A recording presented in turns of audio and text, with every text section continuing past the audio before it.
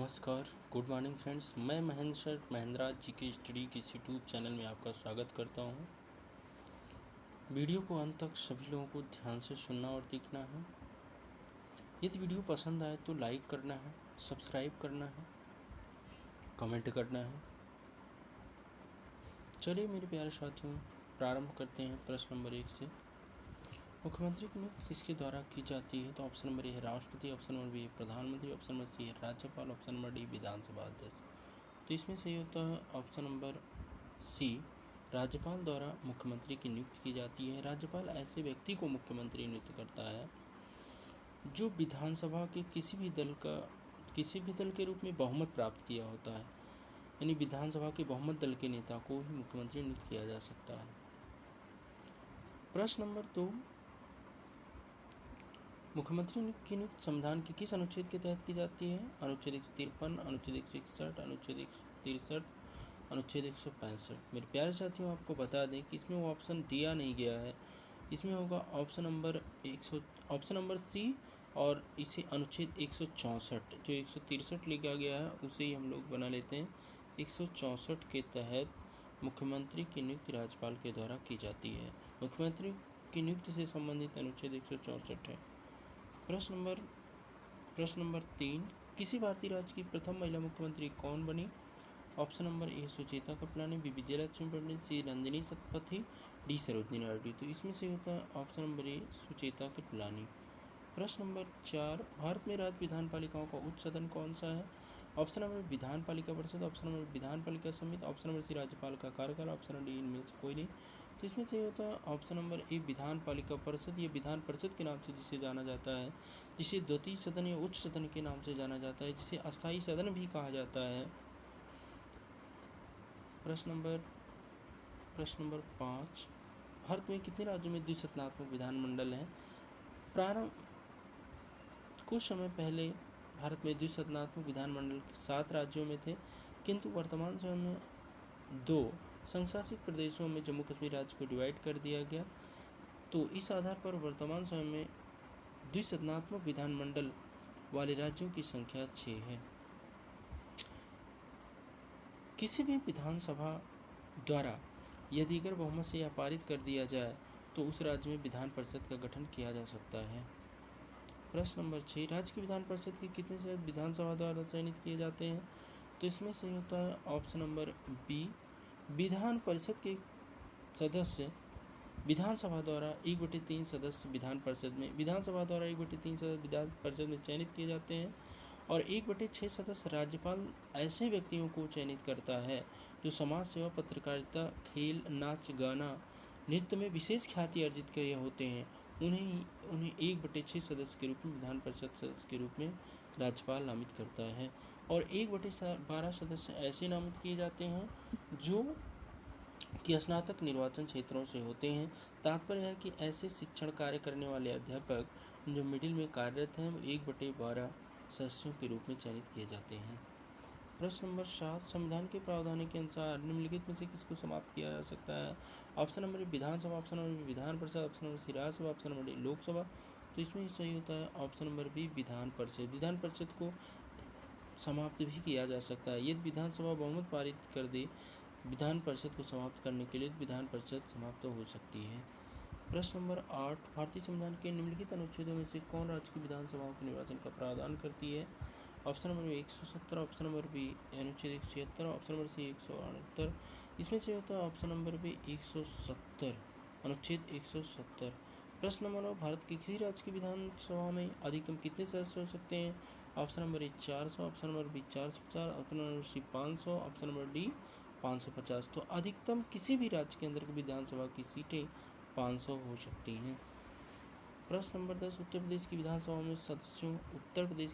में सदस्यों की संख्या कितनी है? इसमें सही है ऑप्शन नंबर बी 403 सदस्य हैं, किंतु एक एंग्लो इंडियन को लेकर के विधानसभा के सदस्यों की कुल संख्या 4 हो जाती है।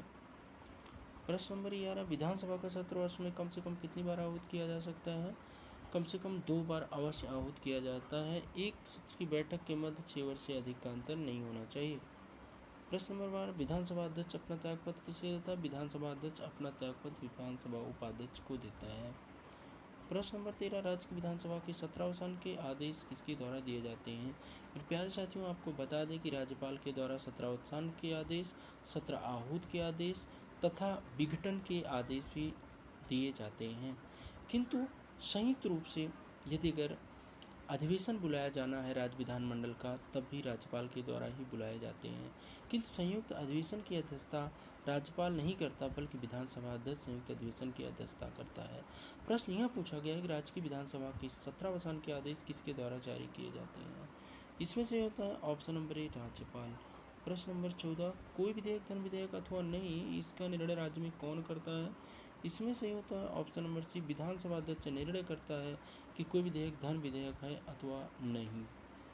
प्रश्न नंबर 15, किसी विधानसभा में कोई विधेयक निम्न में से किसकी अनुमति के बिना प्रस्तुत नहीं किया जा सकता? ऑप्शन नंबर राज्यपाल, ऑप्शन नंबर मुख्यमंत्री, ऑप्शन नंबर सी वित्त मंत्री, ऑप्शन नंबर स्पीकर। तो इसमें सही होता है ऑप्शन नंबर राज्यपाल।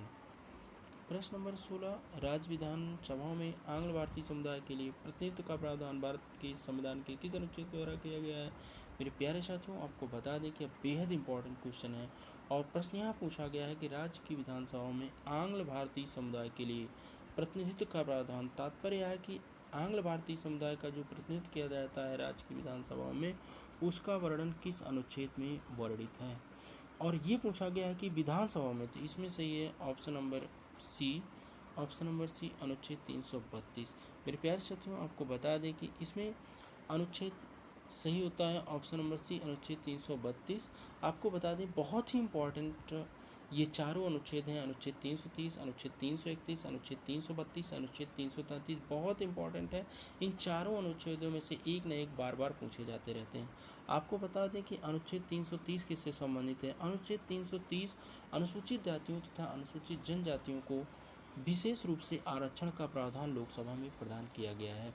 अनुच्छेद 331 के तहत लोकसभा में आंग्ल भारतीय समुदायों को राष्ट्रपति द्वारा 2 सदस्यों का मनोनयन किया जाता है, यह व्यवस्था की गई है। अनुच्छेद 333 में आंग्ल भारतीय समुदाय के लोगों का विधानसभा में मनोनयन किया जाता है। प्रश्न नंबर 17, निम्नलिखित में से कौन सा एक संवैधानिक निकाय नहीं है? संवैधानिक निकाय से तात्पर्य है कि उसका उल्लेख भारतीय संविधान में किया गया होना चाहिए। ऑप्शन नंबर संघ लोक सेवा आयोग, बिल्कुल किया गया। ऑप्शन नंबर राज्य लोक सेवा आयोग, किया गया। ऑप्शन नंबर सी वित्त आयोग, किया गया है। तो इसमें से होता है ऑप्शन नंबर डी, योजना आयोग। मेरे प्यारे साथियों, आपको बता दें कि यह संवैधानिक निकाय नहीं है, चाहे इसे संविधानेतर संस्था कहें या संवैधानिक निकाय नहीं है कहें, दोनों बातें एक ही होती हैं। तो योजना आयोग संवैधानिक निकाय नहीं है, इसका संविधान में उल्लेख नहीं किया गया है। प्रश्न नंबर 18, योजना आयोग की जगह नीति आयोग की स्थापना किस वर्ष हुई? मेरे प्यारे साथियों, आपको बता दें कि 15 मार्च 1950 ईस्वी को योजना आयोग का गठन किया गया, जिसके तहत 5 वर्षों की पंचवर्षीय योजनाएं चलाई जाती थीं और सरकारें उसके लिए क्रियान्वयन पूरी तरह से कार्य योजना बनाती थीं और 5 वर्षों के लिए कार्य योजना को पूर्ण करने का प्रयास करती थी। योजना आयोग की जगह नीति आयोग की स्थापना 1 जनवरी 2015 ईस्वी में की गई और इसके कार्यकाल को 7 वर्षों के लिए निर्धारित किया गया। तो इसमें से होता है ऑप्शन नंबर सी, 2015। प्रश्न नंबर 19, निम्नलिखित में से कौन सा एक संविधानेतर संस्था है? जैसे कि मैंने उपयुक्त प्रश्न में ही आपको बताया कि चाहे संविधानेतर संस्था कहा जाए, चाहे संवैधानिक निकाय कहा जाए, दोनों बातें एक ही हैं। तो इसमें सही होता है option number B, NITI Aayog एक संवैधानिक निकाय नहीं है, संवैधानेतर संस्था है। प्रश्न नंबर 20, वित्त आयोग के अध्यक्ष की नियुक्ति कौन करता है? सॉरी, माफ कीजिएगा, गलत हो गया है, यहाँ पर लिख उठा है काउ, इसमें होता है कौन करता है। वित्त आयोग के अध्यक्ष की नियुक्ति कौन करता है? तो इसमें सही होता है ऑप्शन नंबर ए, राष्ट्रपति। वीडियो को अंत तक देखने के लिए धन्यवाद। वीडियो को लाइक करें, सब्सक्राइब करें। अंत में एक प्रश्न हम आपसे करते हैं, भारतीय संविधान के अनुच्छेद 42 के तहत किस बात का वर्णन किया गया है? कमेंट बॉक्स में इसके जवाब आप लोग जरूर देंगे। हम आपके उत्तर का इंतजार करेंगे। धन्यवाद।